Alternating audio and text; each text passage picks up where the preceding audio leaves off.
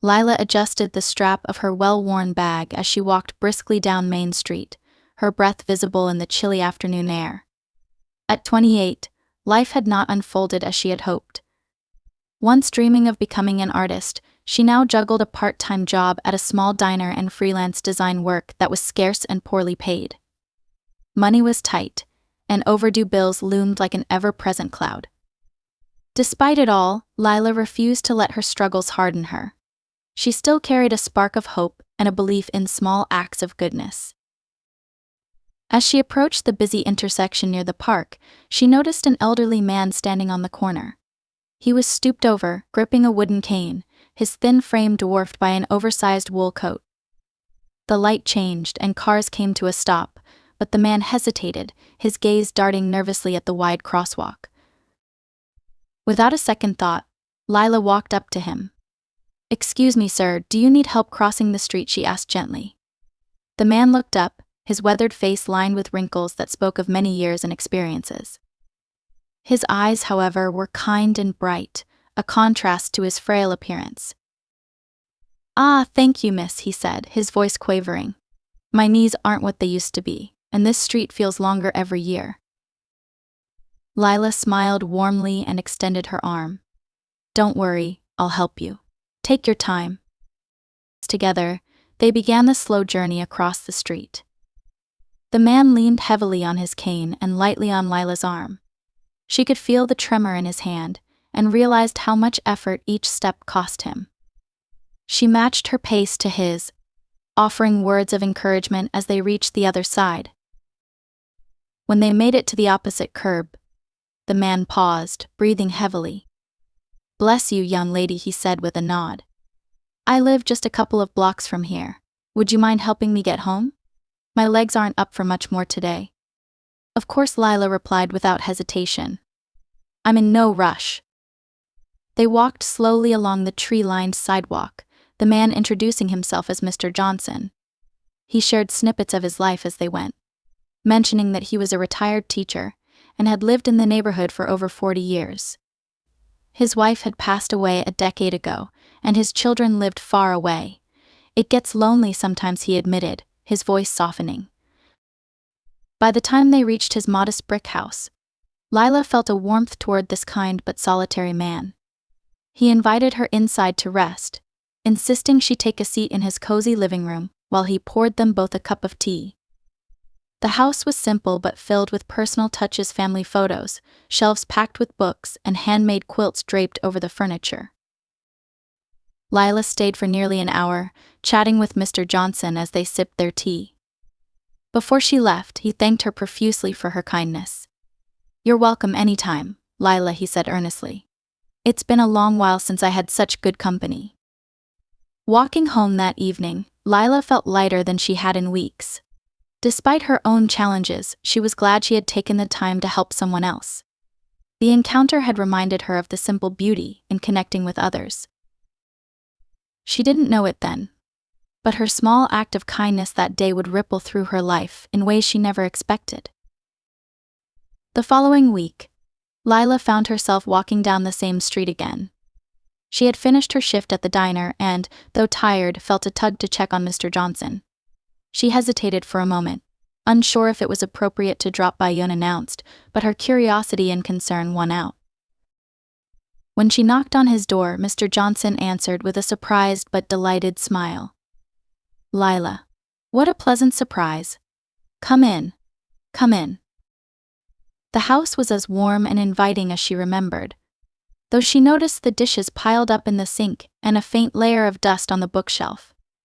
"I didn't expect you to come by," he admitted as he shuffled to a chair. "But it's good to see you again. It gets quiet around here." Lila offered to help tidy up while they talked. At first, Mr. Johnson protested, but she insisted, and soon she was wiping counters and rinsing mugs while he shared stories about his teaching days. She learned he had taught high school English for nearly 40 years and had a passion for classic literature. His favorite author was Charles Dickens, and his eyes sparkled as he recounted how he used to bring books to life for his students. "I miss the old classroom," he said wistfully. "But I suppose my teaching days are behind me now." Over the next several weeks, Lila began visiting Mr. Johnson regularly. Sometimes she brought soup or muffins from the diner. Other times, she simply kept him company, listening to his stories and helping with small chores around the house. The visits became a bright spot in her otherwise difficult days. Despite her growing bond with Mr. Johnson, Lila's financial struggles continued to weigh heavily on her. The bills were mounting, and her part-time hours at the diner weren't enough to cover everything. She had applied to countless full-time jobs, but the calls for interviews were few and far between. The stress often kept her awake at night, but she hid her worries from Mr. Johnson, not wanting to burden him with her troubles. One chilly afternoon, as they sat together in his living room, Mr. Johnson noticed her distracted expression. "You've been so kind to me, Lila," he said gently. "But I can tell something's on your mind. Is everything all right?" Lila hesitated, embarrassed to admit the extent of her struggles. "It's nothing, really," she said with a small smile. "Just a few challenges. I'll figure it out." Mr. Johnson gave her a knowing look but didn't press further. Instead, he began to talk about resilience and the importance of holding on to hope. He shared how he and his late wife had faced tough times early in their marriage, scraping by on a teacher's salary while raising their children. "Life has a way of surprising you," he said with a twinkle in his eye. "Sometimes the smallest gestures lead to the biggest changes." As Lila walked home that evening, his words echoed in her mind. Though she still didn't know how she would manage her bills or find a better job, she felt a glimmer of hope. If nothing else, her friendship with Mr. Johnson reminded her of the value of connection and kindness. Unbeknownst to her, Mr. Johnson had started to think about ways he might help the young woman who had so selflessly brightened his days. A plan was forming in his mind, one that would change Lila's life in ways she couldn't imagine. Lila continued her visits to Mr. Johnson's home, finding comfort in their growing friendship. She never mentioned the extent of her financial worries, but her worn shoes and the occasional wistful glance at her phone while checking job listings didn't escape his notice. One afternoon, after they had finished organizing a box of old photographs, Mr. Johnson handed her a small, neatly wrapped package. "For you," he said with a smile. Lila's eyes widened. "Mr. Johnson, you didn't have to do this." "Nonsense," he replied. "You've done so much for me. This is just a little something I thought you might like." Inside the package was a leather-bound journal with her initials engraved on the cover. Lila's eyes filled with tears. "It's beautiful," she whispered. "You mentioned once that you used to enjoy drawing," Mr. Johnson said. "I thought this might inspire you to start again. You've got a creative spark, Lila, and the world needs more of that." The thoughtful gesture touched Lila deeply. And that evening, she sat at her small kitchen table and sketched for the first time in years. She found herself drawing a scene from Mr. Johnson's living room: the bookshelves, the old armchair, and the quilt draped over it. For the first time in weeks, her mind felt lighter, and she went to bed with a sense of calm she hadn't felt in ages. A few days later, during one of her visits, Mr. Johnson asked her to read aloud from one of his favorite novels. As Lila read, he closed his eyes, a contented smile on his face. "You have a lovely voice," he remarked when she finished the chapter. "Have you ever considered doing something creative as a career?" Lila shook her head. "I used to dream about it, but those kinds of jobs are hard to come by and I've got bills to pay." Mr. Johnson didn't respond immediately, but his expression grew thoughtful. Over the next week, he made a few phone calls, speaking with former colleagues and friends. He wasn't as spry as he used to be, but he still had a network of people who respected him, and he wanted to see if there might be opportunities for Lila to use her talents. Meanwhile, Lila continued to struggle. One evening, after a particularly tough day at the diner, she sat at her tiny kitchen table with her head in her hands. The electric bill was overdue, and her landlord had hinted at raising the rent. She had applied to another round of jobs, but so far, there had been no callbacks. The next morning, as she prepared to visit Mr. Johnson, she found a small envelope on her doorstep. Inside was a handwritten note from him.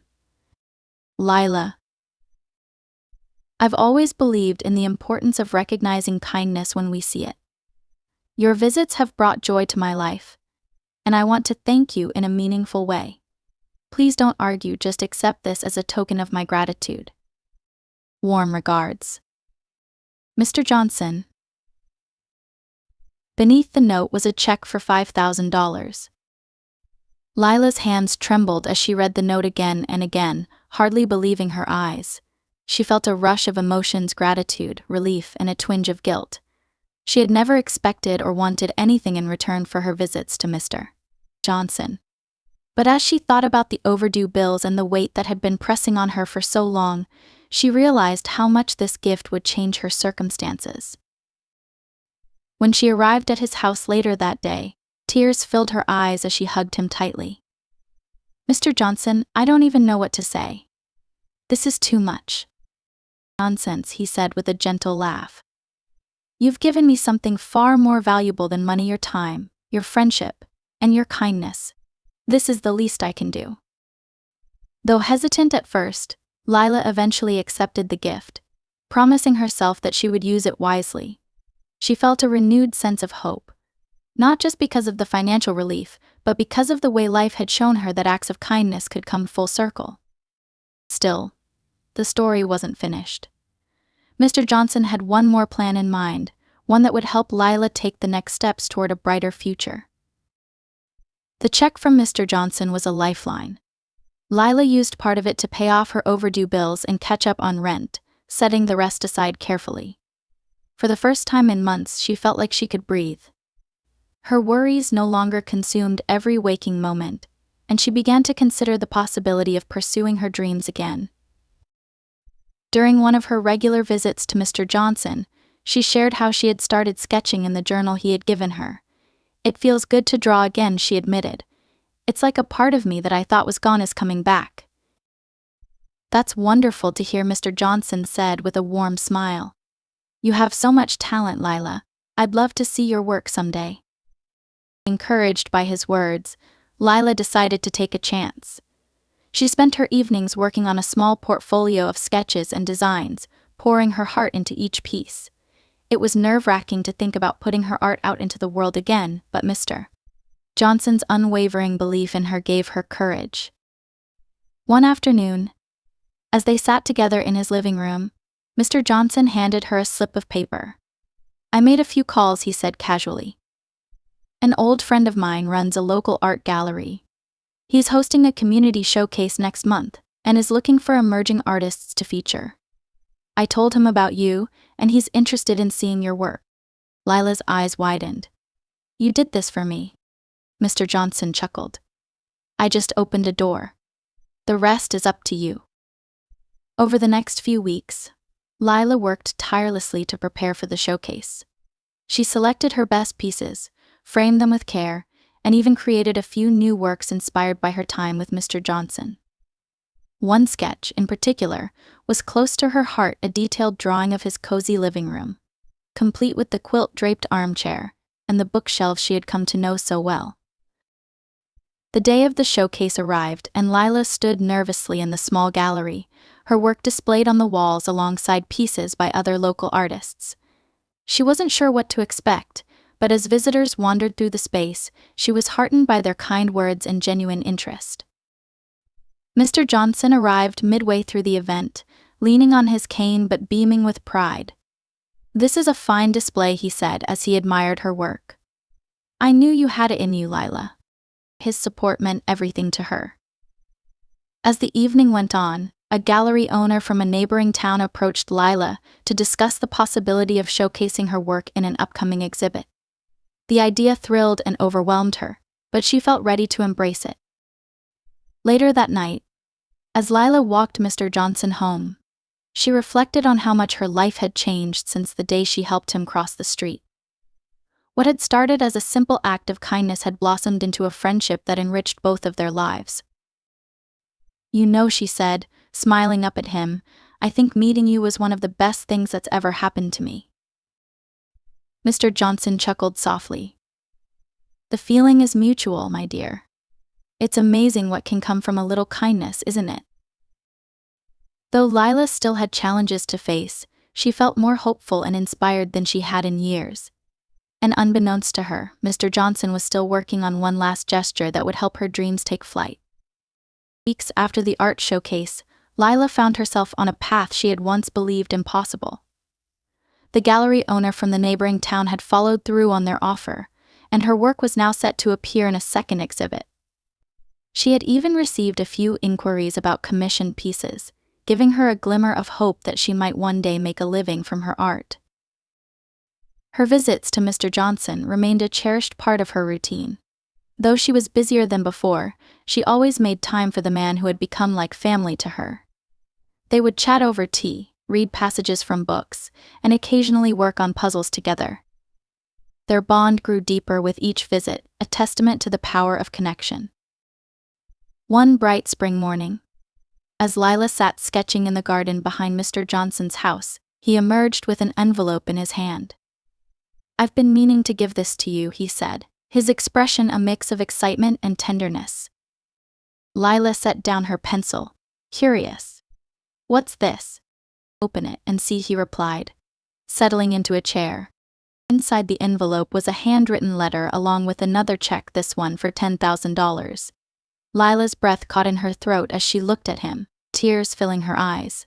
"Mr. Johnson, I can't accept this. You've already done so much for me."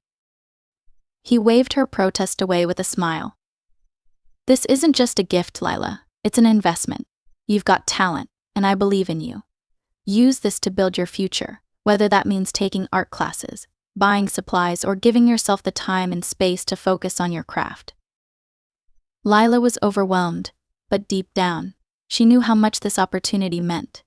She hugged him tightly, her voice trembling as she said, "Thank you. I'll never forget this." With Mr. Johnson's encouragement and support, Lila enrolled in a series of art workshops and began attending networking events for local creatives. Her confidence grew with each step, and she started to believe in her own potential. Her work gained more recognition, and soon she was receiving steady commissions that allowed her to cut back on her hours at the diner. As the months passed, Lila's life transformed in ways she could hardly have imagined. Her art was featured in several local galleries, and she even hosted her first solo exhibition, a milestone that brought her immense pride. Mr. Johnson was her honored guest, and she dedicated the event to him, thanking him publicly for his unwavering support. "I only gave you a little push," he said humbly when the applause died down. "The rest was all you." But Lila knew better. His kindness and belief in her had been the catalyst for everything. On a quiet afternoon, as they sat together in his living room, Lila turned to Mr. Johnson and said, "You changed my life. I hope you know that." He smiled, his eyes twinkling. "And you changed mine, Lila." Funny how that works, isn't it? Years later, Lila would often reflect on that fateful day when she had helped an elderly man cross the street. What had seemed like a small gesture at the time had grown into something far greater, a friendship that enriched both their lives and a journey that had allowed her to rediscover her dreams. In the end, it wasn't just about the money or the opportunities. It was about the power of kindness, the bonds we form with one another, and the unexpected ways those connections can change our lives forever.